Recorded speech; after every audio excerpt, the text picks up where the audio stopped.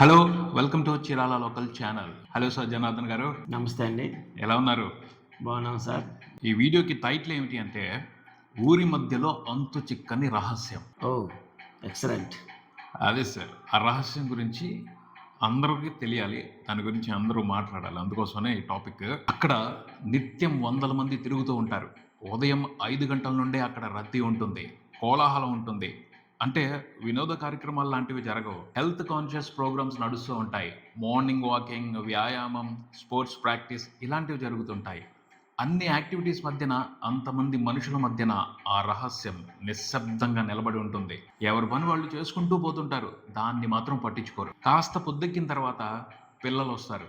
ఎందుకంటే అది స్కూల్. పిల్లలు వస్తారు, టీచర్స్ వస్తారు, స్కూల్ నడుస్తుంది, అయిపోతుంది.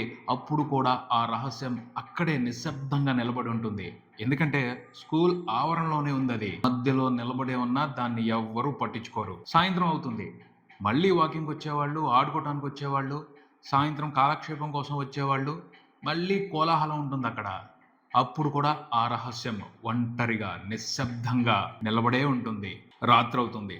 అంతా వెళ్ళిపోతారు. చీకటి పడి లైట్ వెలుతురులో ఆ రహస్యం ఒంటరిగా నిలబడే ఉంటుంది. ప్రతిరోజు అదే జరుగుతుంది. దాన్ని ఎవరూ పట్టించుకోరు. పట్టించుకున్నప్పుడు అదెందుకో అక్కడే నిలబడి ఉండాలి. ఎందుకంటే అది కదలలేదు కాబట్టి. అది ఒక రాతి ఫలకం కాబట్టి. రాతి ఫలకం ఎక్కడ నిలబడితే అక్కడే ఉంటుంది అనుకోవచ్చు. అందులో రహస్యం ఏముంది అని తేలిగ్గా తీసుకోవచ్చు. రహస్యం అంటే ఏమిటి జనార్దన్ గారు? అది రహస్యం అంటే తెలియని విషయం అనుకోండి. తెలియంది, తెలుసుకోవాల్సింది, అంతు చిక్కంది, అంతే కదా? అవును. అదే సార్, మనం తెలియంది తెలుసుకోవడమే రహస్యాన్ని ఛేదించడం. ఆ రాతి ఫలకానికి సంబంధించి కూడా అంతు చిక్కని వ్యవహారం ఉంది. అందుకనే దాన్ని రహస్యం అనాల్సి వచ్చింది సార్. ఓకే. ఇందుకు ఏంటా రహస్యం చెప్పమంటారా? చెప్పండి. మీరు స్కూల్కి వెళ్తే చూసే ఉంటారు దాన్ని. ఓహ్! అర్థమైంది. అదే అక్కడ ఒక స్తూపం ఉంది సార్ స్కూల్ ముందు. అవును. దాని మీద ఏం రాస్తుంది? స్వతంత్ర సమరయోధులు చీరాల పురపాలక సంఘం అని రాసి 22 మంది పేర్లు రాశారు. దాని మీద ముద్రించి పెట్టారు. శిలాఫలకం వేయటం మంచిదే, అలా 22 మంది పేర్లు వేయటం మంచిదే. కానీ ఆ 22 మంది ఎవరు, ఎక్కడుండేవాళ్ళు, వాళ్ళు స్వతంత్ర ఉద్యమంలో ఎలా పాల్గొన్నారు? చీరాల్లో ఉంటూనే ఉద్యమంలో పాల్గొన్నారా, లేక చీరాల నుండి ఎక్కడికైనా వెళ్ళి ఉద్యమంలో పాల్గొని వచ్చారా? వాళ్ళు చేసిన ఉద్యమంలో ఎలాంటి విశేషాలు ఉన్నాయి తెలుసుకోవాలి కదా సార్. ఖచ్చితంగా తెలుసుకోవాలన్న ఆసక్తి ఉంటుంది కదా సార్. అవును. ఆ స్తూపం చూసినప్పుడల్లా ఈ ఫీలింగ్ కలుగుద్దిగా చాలా మందికి. అవును. కానీ ఆ ఇన్ఫర్మేషన్ ఎక్కడ? అదే తెలియదు. నేనైతే చాలా ట్రై చేశాను సార్. అదొక అంతు చిక్కని రహస్యంలా అనిపిస్తుంది. ఎవరూ చెప్పట్లేదు, ఎక్కడ దొరుకుతుందో కూడా తెలియట్లేదు. నిజంగా వాళ్ళందరూ ఎంతమంది 22 మంది పేర్లు ఉన్నాయి అక్కడ. వరుసగా రాసి పెట్టారు. కొంతమంది లేట్ అని రాసి పెట్టారు, కొంతమంది ఉన్నారేమో అన్నట్టు రాసి పెట్టారు. కానీ వెనకాల చూస్తే ఆ ఫలకం వెనకాల అది భారత స్వతంత్రం వచ్చి 25 సంవత్సరాలు పూర్తి చేసుకున్న సందర్భంగా భారత ప్రభుత్వం ఏర్పాటు చేసిన స్తూపం అని రాసి పెట్టారు. అది ఎప్పుడో జరిగిపోయిన విషయం. అది మళ్ళీ ఆ శిలా ఫలకాన్ని కొత్తగా చేసి పెట్టినట్టున్నారు ఇప్పుడు పురపాలక సంఘం వాళ్ళు. అవును. అలా పెట్టినప్పుడు దానికి సంబంధించి వీళ్ళెవరు అని తెలుసుకునే ఇన్ఫర్మేషన్ ఇవ్వాలి కదా. ఇవ్వాలి. నిజంగా వాళ్ళందరూ ఎంతో కొంత గొప్ప పోరాటం చేసి ఉంటారు. వాళ్ళ గురించి తెలుసుకోవాల్సిన అవసరం చీరాల ప్రజలకు ఉంటుంది. ఎందుకంటే ఈ నేల మీద పుట్టిన వాళ్ళు చేసిన మంచి గురించి మనందరం తెలుసుకోవాలి. ఇక్కడ ఉన్న వాళ్ళకి వాళ్ళు చేసిన పోరాటం గురించి తెలిస్తే ఎంత గర్వకారణంగా ఉంటుంది. జనార్దన్ గారు, అది మీరు ఆ స్తూపాన్ని ఎందుకు ఏర్పాటు చేశారో మీకు ఏమైనా ఇన్ఫర్మేషన్ తెలుసా? మనము ఆ స్తూపం గురించి ఎంక్వైరీ చేసే టైంలో ఆ స్కూల్ రిటైర్డ్ ప్రధానోపాధ్యాయులు ఒక మాట చెప్పారు.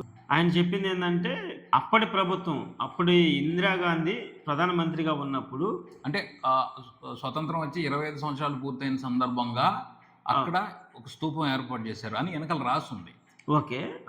అది ఆ టైంలో భారతదేశంలో ప్రతి ఏరియాలో స్వాతంత్ర సమరయోధుల లిస్టు తీయండి అని అప్పట్లో ఇందిరాగాంధీ చెప్తే ఆ లిస్టు తీశారంట. ఏ ఏరియాలో ఎవరెవరు పాల్గొన్నారు అనేది. అది ప్రతి చోట ముద్రించండి, అంటే జనాలకు తెలిసేటట్టు పెట్టండి అని చెప్పింది. ఆ సందర్భంగా ఈ స్తూపం ఏర్పాటు చేయడం జరిగింది అనేది మనకి ఆయన చెప్పిన సందేశం. అదే జస్ట్ పేర్లు మాత్రం స్తూపం మీద వేసి అక్కడ పెట్టేశారు అంతే. అంటే వాళ్ళ గురించి తెలుసుకునే ఇన్ఫర్మేషన్ ఇవ్వలేదు. ఒక పేజీ 2 పేజీలు రాస్తే ఎంత గొప్పగా ఉంటుంది. ఈ జనరేషన్ వాళ్ళు, ఆ తర్వాత జనరేషన్ వాళ్ళు కూడా వాళ్ళ గురించి తెలుసుకోవడానికి అవకాశం ఉంటుంది కదా. ఇది 1972-73 టైంలో వేశారు దాన్ని. ఏదైనా పాత పడిపోతే మళ్ళీ కొత్తగా తయారు చేయించి, మొత్తం నీట్గా తయారు చేయించి మళ్ళీ పెట్టారు. అంతే తప్పించి వాళ్ళు కూడా అంటే పాత పడిపోతుంది, ఇది ఒక మంచి గుర్తుగా ఉంది, అలా మరుగున పడిపోకూడదు, దీని గురించి మనం చెప్పాలి అని చెప్పేసి మళ్ళీ కొత్తగా తయారు చేపించి పెట్టేసి వదిలేశారు అంతే. దానివల్ల ఉపయోగం ఏంటి సార్? ఊరికనే ఉంటుంది.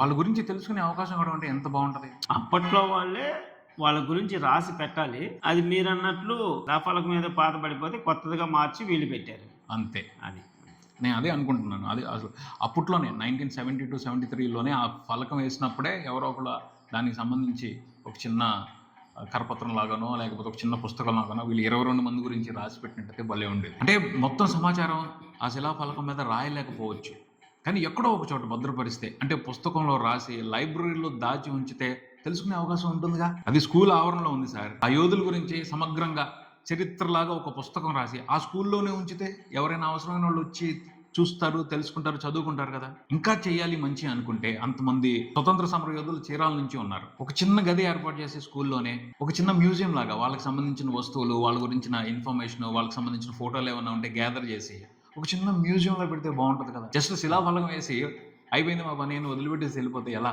అంటే ఇది ఎలా ఉంది అంటే ఒక క్లూ ఇచ్చి ఆసక్తి కలిగించి పూర్తి సమాచారం ఇవ్వకుండా వదిలిపెట్టేస్తే అరే ఇదేంటి అని మనకి ఒక వెలితి అలాగ ఉండిపోతుందిగా. అంతేగా. ఆ స్కూల్కి వెళ్ళిన ప్రతిసారి, ఆ శిలాఫలకాన్ని చూసిన ప్రతిసారి ఏంటిది, వీళ్ళెవరు, వీళ్ళ గురించి ఎలా తెలుసుకోవాలి అన్న రహస్యం వెంటాడుతూనే ఉంది సార్. అదే నాకైతే అది ఎవరు చెప్తారు అని నేను ఇది ఎప్పుడు వెయిటింగ్ అన్నమాట.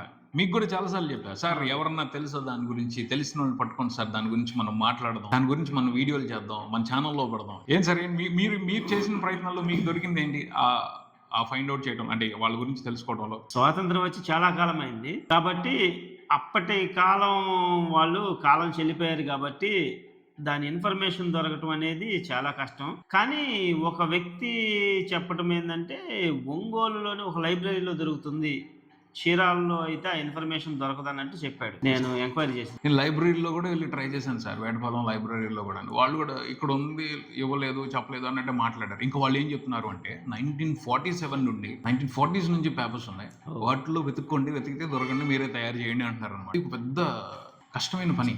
ఎవరో కొంచెం జాగ్రత్తగా దాని మీద కూర్చుని వర్క్ చేస్తే వస్తుంది. కానీ అవసరం సార్. ఇప్పుడు అంతమంది ఏదో ఉద్యమం చేసి ఉంటారు కదా, వాళ్ళు ఏం చేశారు అనేది తెలిస్తే ఇక్కడ ఉన్న వాళ్ళకు కూడా చీరాల గొప్పతనం తెలుస్తుంది, చీరాల్లో ఉన్న ఉద్యమ నాయకుల గొప్పతనం తెలుస్తుంది. ఇప్పుడు దుగ్గిరాల గోపాలకృష్ణ గారి గురించి తెలుసు, ఆయన గురించి సమగ్రమైన ఇన్ఫర్మేషన్ ఉంది కంప్లీట్గా. దాన్ని ఎలా నిక్షిప్తం చేయాలో అలా నిక్షిప్తం చేశారు, ఆయన గురించి మనం చాలా తెలుసుకోవచ్చు. సో అలాగే వీళ్ళందరి గురించి కూడా ఏదో చిన్నగా అయినా ఒక్కొక్క సమరయోధుడి గురించి ఒక్కొక్క పేజీ రాసినా ఏదో ఒక ఇన్ఫర్మేషన్ తెలుస్తుందిగా. అవును. ఈ వీడియో చూసిన ఎవరైనా సరే ఆ ఇన్ఫర్మేషన్ మీ దగ్గర ఉంటే మాతో పంచుకోండి. మేము ఖచ్చితంగా దాన్ని మంచి వీడియోలో చేసి లేకపోతే దాన్ని రికార్డ్ చేసి ఒక లైబ్రరీలో పెట్టే ప్రయత్నం చేస్తాం. సో ఈ రహస్యం ఛేదించబడాలి, ఈ రహస్యానికి సంబంధించిన ఇన్ఫర్మేషన్ తెలియాలని నేనైతే మనస్ఫూర్తిగా కోరుకుంటున్నాను. దీనికి సంబంధించి మాకు మంచి లీడ్స్ దొరుకుతాయి. చీరాల్లో ఉన్న పెద్దలు ఎవరైనా సరే దీనికి సంబంధించి మాకు సహాయపడతారు అని అనుకుంటున్నాం. జనార్దన్ గారు కూడా ఆ పని మీద ఉంటారు. ఏం సార్, నిజం ఎక్కడో ఒక చోట ఉంటుంది సార్, తెలుస్తుందనే నా ఆశ. ఓకే, ఖచ్చితంగా సెర్చ్ చేద్దాం, దాని గురించి తెలుసుకొని. సో ఈ విషయానికి సంబంధించి మేము పురోగతిని సాధించి ఆ ఇన్ఫర్మేషన్ డాక్యుమెంట్ చేయాలని అనుకుంటున్నాం. జరగాలని కోరుకుంటున్నాం, జరుగుతుందని అనుకుంటున్నాం. ఇది చీరాల లోకల్ ఛానల్ యొక్క ఉద్దేశం. మీరు చూస్తున్నారు Chirala local channel. Keep watching Chirala local channel గురించి, ఛానల్లోని ఇన్ఫర్మేషన్ మీకు నచ్చితే మీకు తెలిసిన వాళ్ళందరికీ చెప్పండి. నా చీరాల మన చీరాల, నా చీరాల మన చీరాల. Thank you.